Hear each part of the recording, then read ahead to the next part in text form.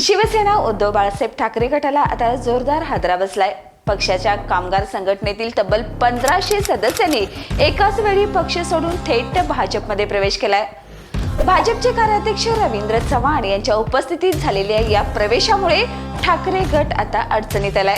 विशेषतः मुंबई महापालिका निवडणुकीच्या पार्श्वभूमीवर ही गळती अत्यंत महत्त्वाची ठरते।